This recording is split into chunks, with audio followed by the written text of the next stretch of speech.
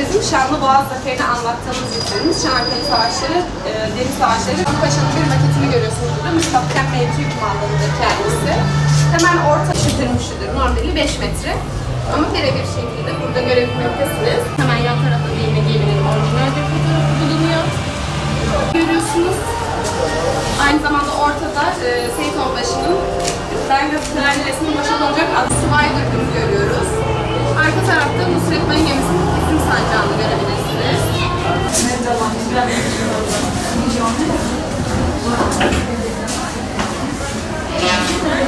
Merhabalar, ismim Gamze Akıncı.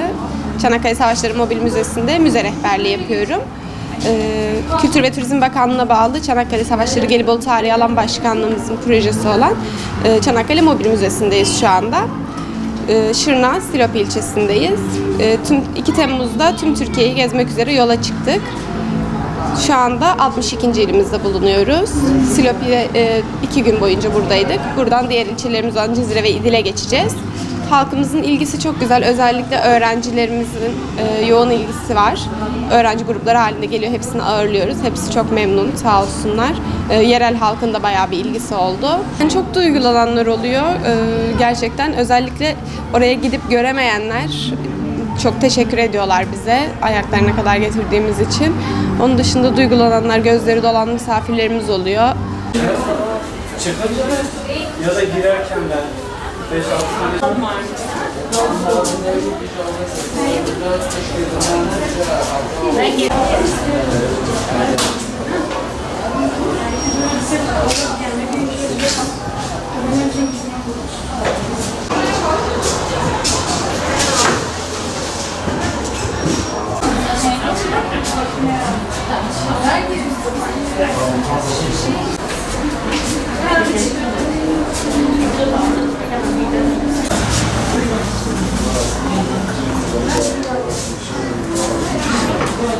Mobiler sayesinde bugün canlı olarak gördük.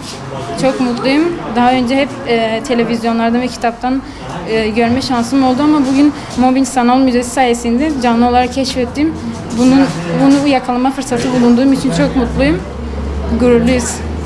Kültür Bakanlığımızın yapmış olduğu bu mobil müze uygulamasıyla öğrencilerimiz burada tarihle ilgili, özellikle tarihe ilgi duyan öğrencilerimiz de tarihle ilgili somut materyalleri görme fırsatı buldular. Bu da tabii öğrencilerimiz için son derece önemli.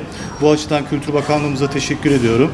Özellikle ülkemizin farklı bölgelerinde müze olmayan, işte bunları görme fırsatı olmayan öğrencilerimiz için çok büyük bir fırsat oldu. Bundan dolayı teşekkür ediyorum.